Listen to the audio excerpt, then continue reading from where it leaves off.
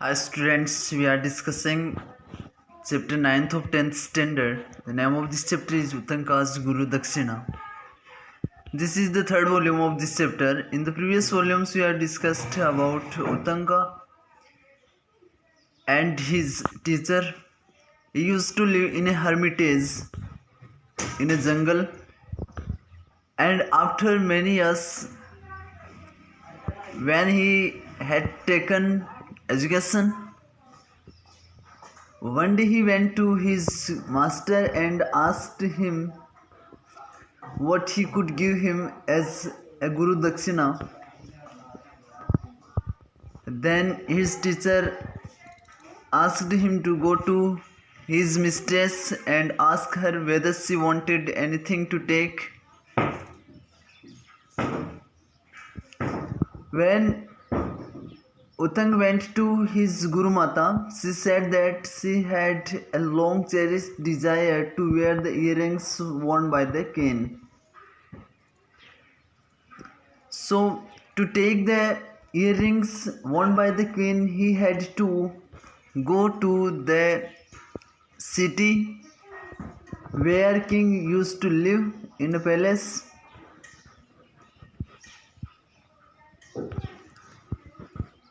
He went to the queen and asked her respectfully to give her earrings.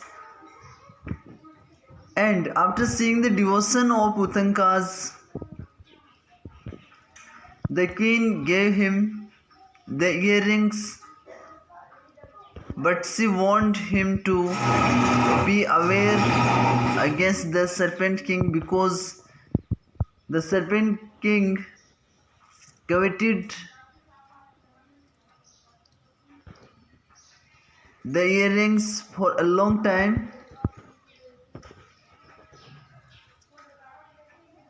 Uttanka took the earrings and started his journey back to the hermitage. When he was tired, he wanted to take a little bit rest under a tree. When he was resting, a person came and snatched the earrings which were placed or put on the ground beside Uttanka. Uttanka ran before the man who was in rags. But very soon the man changed into a snake and he went into a hole in the ground. Uttanka was very sad. But soon a man came and he asked Uttanka not to be worried, and he also helped him.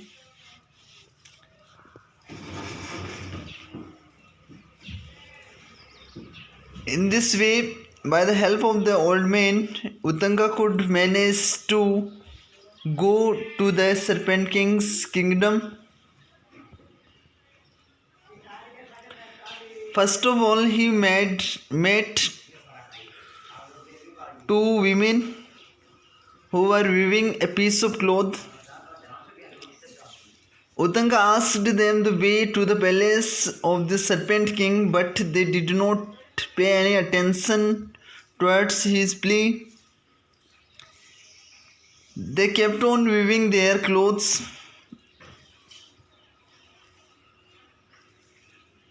and the cloth which was being woven was of black and white threads. Now we are going to discuss the remaining portion of this chapter. Next he came to a wheel with 12 spokes. उसके बाद में वह 12 spokes वाले एक wheel के पास में आया.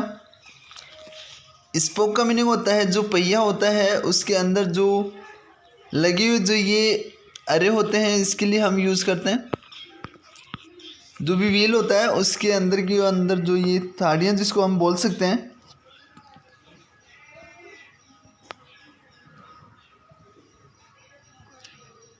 तो उसके बाद में वह 12 अरे वाले एक व्हील के पास में आया।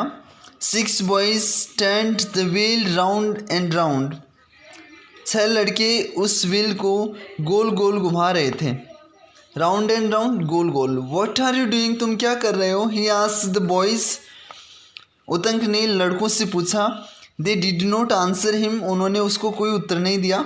And went on with their work, और अपने काम में लगे रहे। Went on is the second form of go on. Go on means लगे रहना, टू कैरी ऑन, लगे रहना। So he went on till he saw a man with a beautiful horse, और इसलिए वह आगे चलता रहा जब तक कि उसने एक खूबसूरत घोड़े के साथ में व्यक्ति को नहीं देखा था। तो वह आगे चलता रहा, अपनी जर्नी उसने कंटिन्यू रखी, और वह तब तक चलता रहा जब तक कि उसने एक खूबसूरत घोड़े के साथ में एक व्यक्ति को नहीं देखा था। उतंक वेंट अप टू हिम, उतंक उसके पास में गया। He was so struck with the horse that he bowed respectfully to the man and said. He was so struck with the horse. वह घोड़े से इतना ज़्यादा सरप्राइज्ड था। स्ट्रक मीन्स होता है सरप्राइज्ड होना, आश्चर्यचकित होना। That he bowed respectfully to the man, कि वह रेस्पेक्ट से उस व्यक्ति के सामने झुक गया। And said, और उससे कहा, O Lord, I bow to you. ओ मालिक, मैं आपके सामने झुकता हूँ। ग्रांट मी ए फेवर, मुझ पर एक कृपा कीजिए। ग्रांट मीन्स होता है टू गिव समथिंग, किसी चीज़ को कुछ देना, किया किसी व्यक्ति को कुछ देना। The man turned and said, वह व्यक्ति मुड़ा और उसने कहा, what can I do for you, मैं तुम्हारे लिए क्या कर सकता हूँ?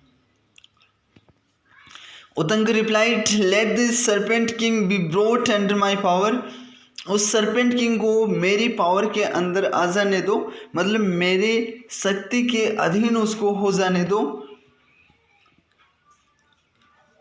तो जो जिस व्यक्ति के पास में जाता है उस व्यक्ति के पास में क्या होता है? एक हॉर्स होता है, घोड़ा होता है। और उस घोड़े से और उस व्यक्ति से वह इतना ज़्यादा सरप्राइज था, शॉक्ड था, स्ट्रक, या स्ट्रक को हम बोल सकते हैं मंत्रमुग्ध होना। ठीक है, मंत्र मुग्ध होना, कि वह उस व्यक्ति के सामने सम्मान से झुका और उसने उस व्यक्ति से कहा, अरे मालिक, मैं आपके सामने झुकता हूँ, मुझ पर एक कृपा कीजिए। ग्रेंट मी ए फेवर का मीनिंग होता है कृपा करना। The man turn and said, वह व्यक्ति मुड़ा और उसने कहा, what can I do for you, मैं तुम्हारे लिए क्या कर सकता हूँ? उतंग रिप्लाइड, उतंग ने उत्तर दिया, let the serpent king be brought under my power. उस सरपेंट किंग को मेरी पावर के अंदर आ जाने दो। ब्लो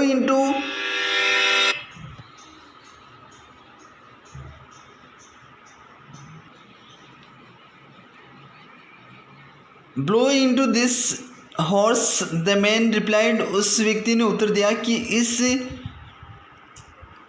हॉर्स पर फूंक मारिए।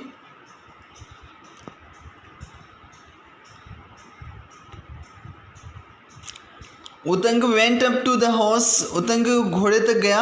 एंड ब्लू, और उसने फूंक मारे।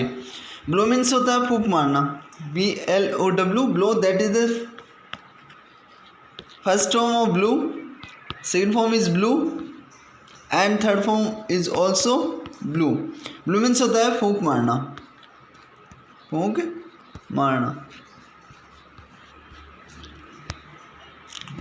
और हार करने के लिए भी इसका यूज करते हैं, to give a jerk or to strike, for that we also use blow. And from every hair of the horse's body darted a flame that shot through every space in the kingdom of the serpent king.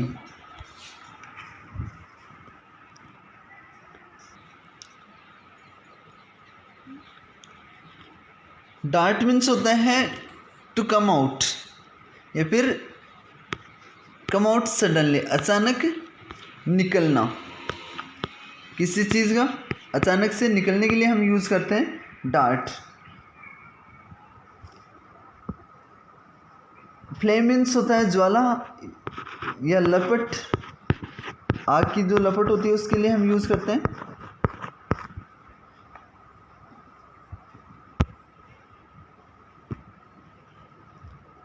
तो उतंग उस घोड़े पर फूंक मारता रहा और घोड़े के हर एक बाल से, हेयर मीन्स होता है बाल, शरीर के हर एक बाल से आग की तेज़ी से या अचानक से एक ज्वाला निकली, जिसने जो सरपेंट किंग के राज्य के प्रत्येक जगह पे फैल गई।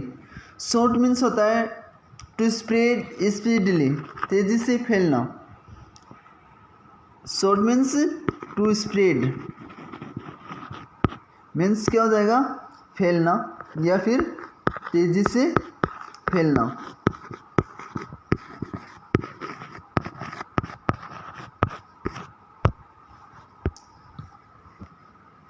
उतंक ने घोड़े पर फूंक मारना जारी रखा, या वो बार बार उस घोड़े पर फूंक मारता रहा और घोड़े के शरीर के हर एक बाल से आग की ज्वाला या लपट तेज़ी से निकली और वह उस नागराज के राज्य के प्रत्येक जगह पे तेज़ी से फैल गई। It burnt the houses till all the serpents rest out. ये हर एक व्यक्ति के या सभी व्यक्तियों के घरों को जलाती रही जब तक कि सारे जो सर्प थे वो बाहर तेज़ी से दौड़कर नहीं आ गए। रस मीन्स होता है टू रन फास्ट, तेज़ी से दौड़ना। रस मीन्स टू रन फास्ट, तेज़ी से दौड़ना। तो जब तक वो तेज़ी से दौड़कर बाहर नहीं आ गए तब तक वह उनके घरों को जलाती रही। और उन लोगों ने बाहर आके क्या किया, उन सर्पों ने बाहर आके क्या किया, begging Utanka to save their lives. उन्होंने उतंक से भिक्षा मांगी उनके जीवन को बचाने के लिए। तो वो भीख मांगने लगे उतंक से उनके जीवन को बचाने के लिए। Let the serpent king return the earrings said Utanka. Utanka ने कहा उस सर्पेंट किंग को ईयर रिंग्स लौटाने दो, मतलब उससे आप कन्विंस करो उस सर्पेंट किंग को ताकि वह ईयर रिंग्स रिटर्न कर दे और उसके बाद वह उन सबको क्या कर देगा, माफ़ कर देगा। All the serpents then clamoured for the king to return the earrings. He did so. Clamoured means होता है शोर मचाना, to make a noise. Clamoured means शोर मचाना। तो जितने भी सर्पेंट्स थे उन्होंने शोर मचाया कि जो किंग है वो ईयर रिंग्स को वापस लौटा दे। तो ईयर रिंग्स वापस लौटा देने के लिए किंग के लिए उन सब सर्पेंट्स ने शोर मचाया। ही डिड सो, और जो सर्पेंट किंग था उसने वैसा ही किया। यहाँ पे सर्पेंट के लिए हम ही वर्ड यूज़ कर रहे हैं, ध्यान रखना। सर्पेंट जो है, स्नेक जो है, वह वो एक ह्यूमन बीइंग नहीं है। और जब हम ही सी यूज़ करते हैं तो ये हम किसी ह्यूमन बीइंग के लिए यूज़ करते हैं। ये क्या है, ये एक एनिमल है, ठीक है। एनिमल्स के लिए हम यूज़ करते हैं इट, परंतु यहाँ पे हमने इसके लिए यूज़ किया ही। तो उसका रीज़न क्या है, उसका रीज़न ये है कि जो सर्पेंट है उसका पर्सोनिफिकेशन हो गया है। पर्सोनिफिकेशन का मीनिंग क्या होता है, मानवीयकरण। एक ऐसी सिचुएशन जिसमें जो भी एनिमल्स से बर्ड्स होते हैं उनको हम ऐसे शो करते हैं जैसे कि वो क्या हो, ह्यूमन बीइंग हो। तो वहाँ पे पर्सोनिफिकेशन होता है। और यहाँ पे सर्पेंट को बोलते हुए दिखाया गया है, उनको रिक्वेस्ट करते हुए दिखाया गया है। तो यहाँ पे क्या शो हो रहा है कि उनमें जो क्वालिटीज़ है वो ह्यूमन बीइंग जैसी है, इसलिए उसके लिए क्या यूज़ किया गया, ही यूज़ किया गया है, ठीक है। तो जब भी आंसर में हम सर्पेंट किंग के लिए कोई प्रोनाउन यूज़ करें तो हम यहाँ पे यूज़ क्या करेंगे, ही यूज़ करेंगे, ना कि इट। क्योंकि इस चैप्टर में सरपेंट का क्या हो गया है, पर्सोनिफिकेशन हो गया है, ये पर्सोनिफाइड नाउन है।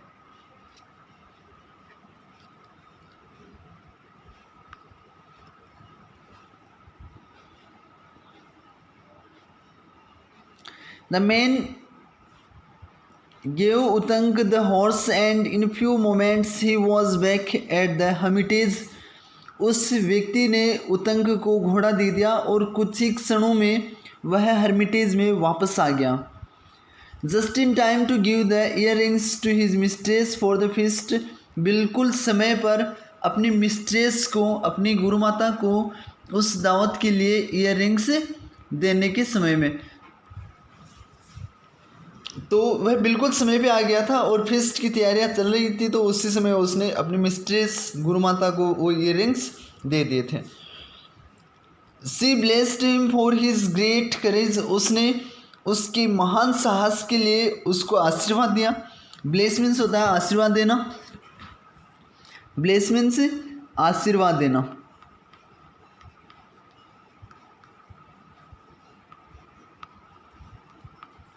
Next word courage. Courage means होता है डेयर, साहस।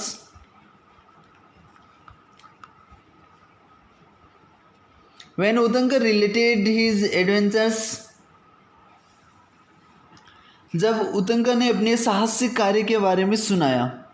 रिलेट मीन्स होता है सुनाना, और एडवेंचर्स का मीनिंग होता है करेजस टास्क, साहसिक कार्य,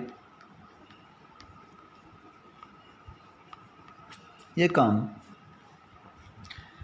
तो जब उतंग ने अपने साहसिक कार्यों के बारे में सुनाया, बताया, his master smiled and said. उसके जो गुरु थे वो मुस्कुराए और उन्होंने कहा, the dirty water you drank my boy was ambrosia that will give you eternal youth. जो गंदा पानी मेरे बच्चे तूने पिया था वह अमृत था। एम्ब्रोसिया मीन्स क्या होता है, अमृत, इमोर्टल ड्रिंक जिसको बोलते हैं।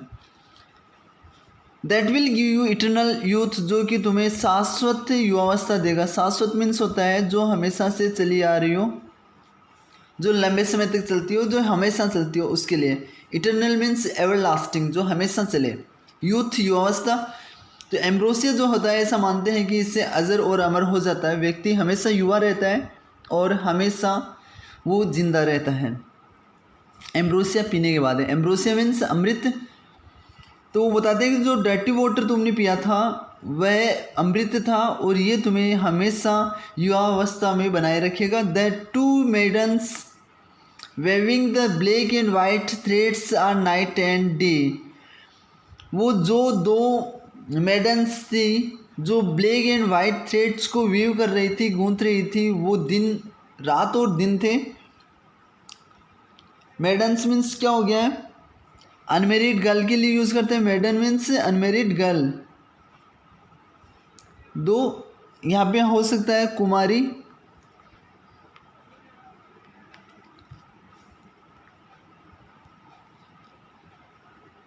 ये गर्ल्स भी बोल सकते हैं इसके लिए हम।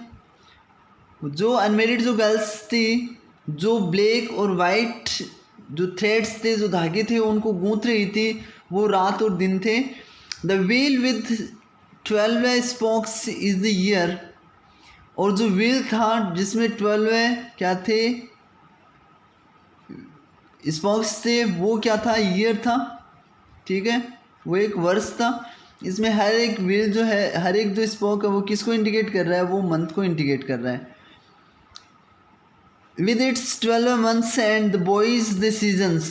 इसके 12 मंथ्स के साथ में, और जो इसको पुश कर रहे थे वो 6 बॉयज जो थे, वो क्या थे, इसके सीजन्स थे। ठीक है, तो यहाँ पे सिंबॉलिक मीनिंग है हर एक चीज़ का जो उसने सरपेंट किंग के किंगडम में देखी थी। The man was the God of rain. और जो आदमी था वह बरसात का देवता था, बारिश का देवता था। And the horse was the God of fire. और जो घोड़ा था वह अग्निदेव थे। तो गॉड ऑफ रेन, जो मैन जो था वो क्या था, गॉड ऑफ रेन था, वह बारिश का देवता था। सबसे पहले जो उसको व्यक्ति दिखाई देता है और उसके बाद में लाइट जलती है, और उसमें होल हो जाता बड़ा सा। फर्स्ट टाइम पे जो हेल्प करने के लिए आता है वो व्यक्ति, वो क्या कौन था? वो बरसात के देवता थे, मतलब इंद्रदेव थे। और जो घोड़ा जिसमें उसने फूंक मारी थी और उससे आग निकल रही थी, वो कौन था? वो अग्निदेव थे। You have been well looked after my child, तुम्हारी अच्छी तरीके से देखभाल की गई है मेरे बच्चे।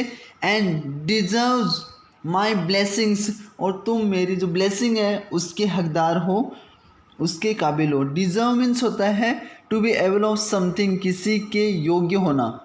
डिजर्व मीन्स क्या होता है? योग्य होना। और तुम मेरी जो ब्लेसिंग्स है, जो आशीर्वाद है, उसके योग्य हो। Going to the world now, अब दुनिया में जाओ। For great fortune awaits you, क्योंकि अब जो भाग्य है वो तुम्हारा इंतजार कर रहा है। अवेट्स मीन्स होता है इंतजार करना। अवेट्स मीन्स इंतजार करना। फॉर्च्यून मीन्स क्या होता है? लक, भाग्य। अब तुम दुनिया में जाओ। दुनिया में जाने का मतलब क्या है? अब तुम दुनिया की सेवा करने के लिए जाओ, क्योंकि जो महान भाग्य है वो तुम्हारा इंतज़ार कर रहा है। दस उतंका हैविंग फुलफिल्ड हिज ड्यूटीज, इस तरीके से उतंक ने अपना कर्तव्य पूरा करने के बाद में went into the world to seek his living, अपनी आजीविका तलाश करने के लिए वह दुनिया में चला गया। मतलब जो भौतिक संसार हो उसमें चला गया। He was not as other man, वह दूसरे व्यक्तियों की तरह नहीं था। For he knew that God protected him, क्योंकि वह जानता था कि ईश्वर ने ही उसको प्रोटेक्ट किया था। प्रोटेक्ट का मीनिंग होता है रक्षा करना। He had nothing to fear, और उसको किसी भी चीज़ से डर नहीं था, या किसी भी चीज़ से डरने की आवश्यकता नहीं थी। He was not as other man, वह दूसरे लोगों की तरह नहीं था। इसका मतलब क्या है कि इतनी पावर प्राप्त करने के बाद में, या इतना महान कार्य करने के बाद में, लोगों में क्या आ जाता है? ईगो आ जाता है, या एटीट्यूड आ जाता है नेगेटिव। परंतु उसमें ऐसा कुछ भी नहीं था। वह बिल्कुल सिंपल रहा और वह ईश्वर में बिलीव करता रहा, क्योंकि ये जो कार्य किया गया था, मानता था कि वह ईश्वर के द्वारा ही किया गया था, न कि उसके खुद के द्वारा किया गया था। In this way we can understand that all this thing or situation which was created was because of his guru's blessings, and he showed a great courage to fulfill the desire of his Guru Mata. In this way we can say that he gave a very good Guru Dakshina to his teacher and mistress.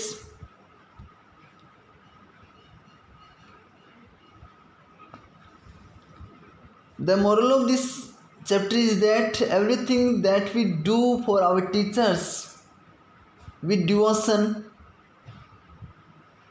is always praised in the world.